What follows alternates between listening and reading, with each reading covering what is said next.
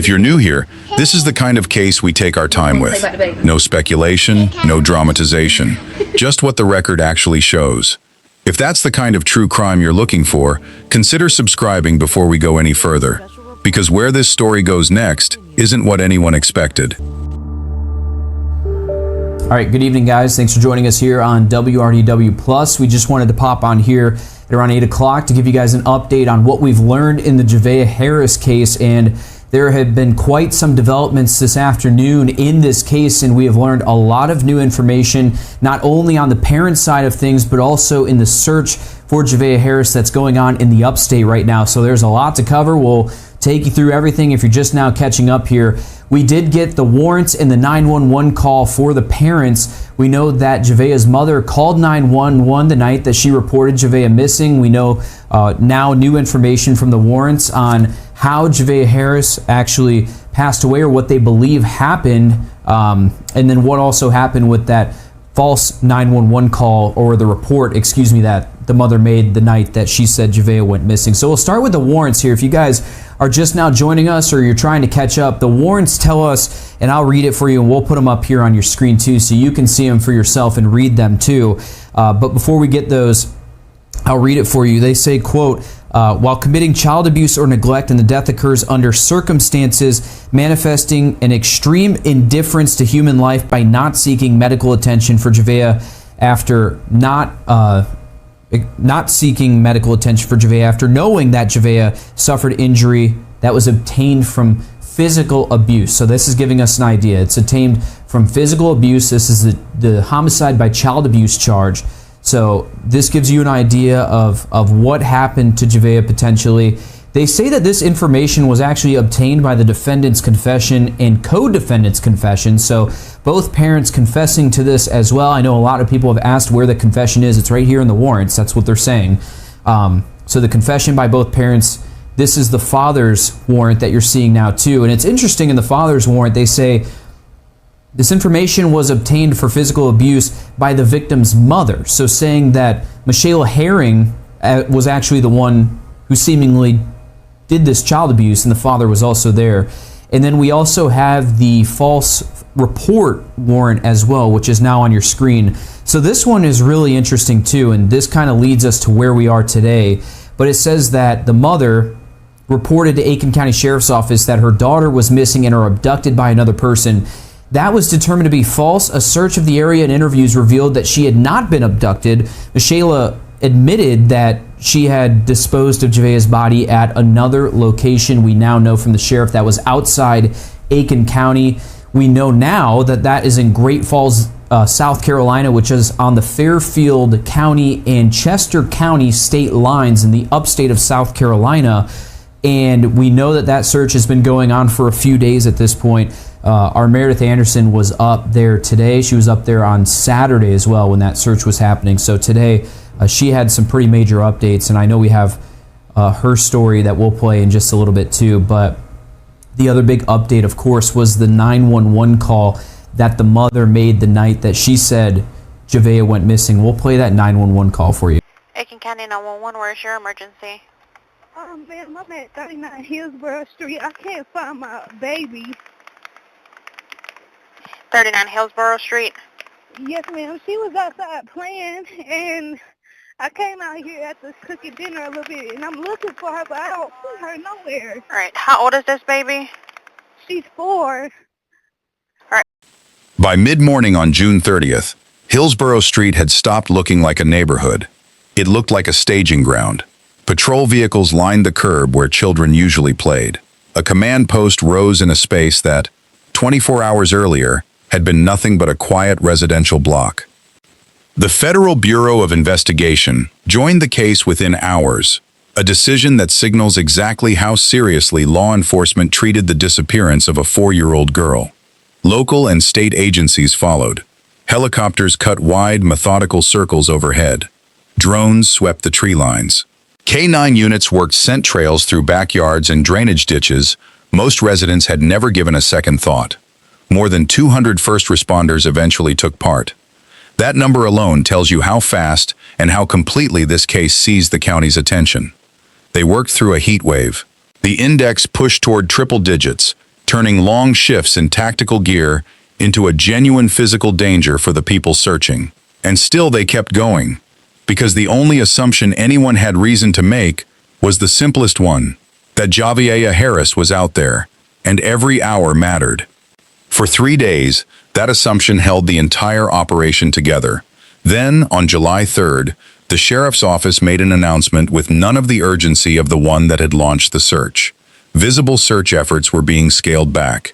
No explanation, no fanfare. Just a quiet procedural shift, the kind that, only in hindsight, marks the exact point where the case started moving somewhere the cameras weren't. Because by then, the search for Javeayah Harris and the investigation into what had actually happened to her were no longer the same thing. Strip away the sirens and the search grid, and Hillsboro Street was, by every outward measure, unremarkable. A house, a family, 2 parents in their early 20s, Michilae Herring, 22, and Johmarea Harris, 23, raising a daughter on a quiet street in Aiken County. Overseeing the investigation was Sheriff Marty Sawyer, a man 37 years into a law enforcement career by the time this case landed on his desk. Hold on to that number. It isn't a detail included for texture. It's the reason his later words will land the way they do. Nobody survives 4 decades in this line of work without becoming difficult to shock. For now, though, the house remained at the center of the search for a different reason entirely. Investigators returned. Crime tape went up along the property line. Deputies searched the wooded area beside the home. Staff from the Aiken County Coroner's Office arrived on scene. A detail that, taken alone, proves nothing, but that no family wants parked outside their front door. At this point, the public still believed they were watching the final, most intense phase of a rescue effort. They weren't. And understanding exactly how wide that gap between appearance and reality really was means staying for what comes next. Because subscribing now guarantees you won't miss the moment that gap gets torn wide open, and it happens in the very next chapter. This is where the case stops being about a missing child and becomes something else entirely. According to arrest warrants filed against both parents, June 8th is the date investigators allege Johmarea Harris used a corrosive chemical agent inside the family home to destroy his daughter's remains. Not June 30th, not the day of the 911 call. June 8th, 22 days before the world ever heard Javeayah's name. The charge attached to that single date is not abstract. Destruction of human remains carries a mandatory sentence of 1 to 10 years, with the case set to be heard in General Sessions Court. That range exists in state law because the act itself, independent of anything that came before it, is treated as a serious crime in its own right. Investigators believe Javeayah had already died roughly a month before she was ever reported missing. Sit with that for a moment, because it reorders everything the public thought they understood. The search that consumed an entire county, the 200 responders, the drones sweeping tree lines under a 100-degree sky, all of it, according to the warrants, was mobilized in service of a version of events that had already stopped being true weeks earlier. One date, one warrant. And an entire timeline collapses backward into a truth no search party was ever going to find on the ground. 22 days. That's the span between June 8th and June 30th, between the act alleged in the warrant and the phone call that launched a countywide search. Here is what needs to be said plainly, because this case deserves honesty over drama. No public record confirms what happened inside that house during those 22 days. No documented welfare check, no outside report, no confirmed prior contact with Child Protective Services. That's not a detail being withheld from you. It's an absence, and it may be the most unsettling fact in this entire case. Outside, the street kept its rhythm. Neighbors came and went. Summer moved forward the way summer does, indifferent to what investigators would later allege was happening quietly behind one closed door. Nothing about Hillsboro Street, from the outside, signaled that a household was carrying a concealment that would eventually pull in the FBI, 2 sheriff's departments, and a state dive team. That contrast sits at the center of this story, and it's the hardest part to sit with, not because of what's known, but because of what isn't. 22 days is long enough for 100 ordinary moments to have occurred inside that house. A conversation at the mailbox, a closed curtain, a grocery run, We don't know, and this documentary isn't going to manufacture an answer just to give you the comfort of one. What we do know is how the void ended. On June 30th, Michilae Herring made the call you heard at the very start of this film. Investigators allege that call wasn't the beginning of a search for her daughter. It was the final act of a concealment that had already been running for 3 weeks. A mother reporting a disappearance she is accused of already knowing the true nature of.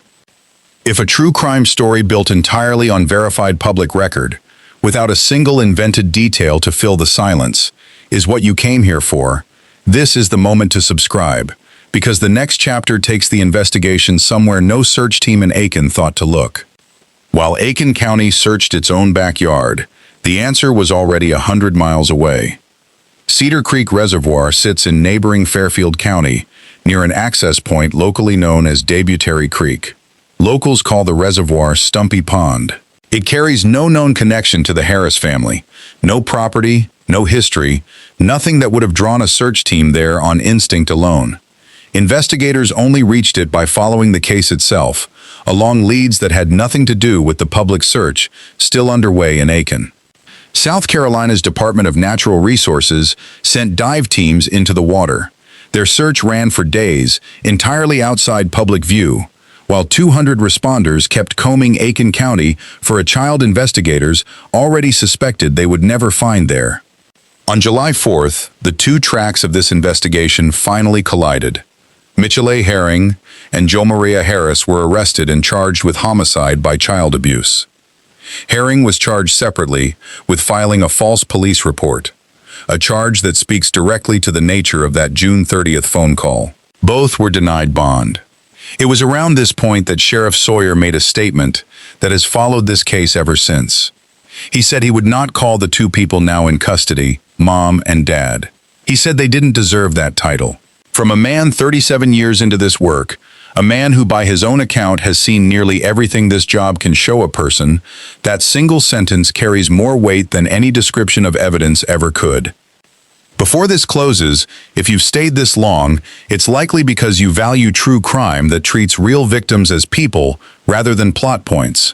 And if that's the kind of channel you want to keep finding, subscribing helps make sure we can keep telling these stories the right way. On July 9th, Sheriff Sawyer stood in front of cameras one final time for this chapter of the case. South Carolina's Law Enforcement Division had completed DNA analysis on the remains recovered from Cedar Creek Reservoir. The results were consistent with the biological offspring of Michilae Herring and Johmarea Harris. New charges followed immediately: destruction and desecration of human remains, filed against both parents. Sawyer told reporters that given the extent of the alleged destruction, it's unlikely all of Javeayah's remains will ever be recovered. In 37 years, he said, he had never encountered anything this horrific. As of now, both parents remain in custody without bond. The case sits in General Sessions Court, with no trial date set. Under the law, and in this documentary, they remain accused, not convicted. That distinction matters, and it will keep mattering for as long as this case takes to reach resolution in a courtroom rather than a headline. What doesn't belong to a courtroom is the cause of Javeayah's death. It hasn't been publicly released. And the 22 days between June 8th and June 30th remain exactly what they were in Chapter 4, a void the public record has never filled. Aiken held a candlelight vigil for her on July 5th. Another was held in Union County. Communities that didn't know her name a month earlier gathered to say it out loud, together, in the dark.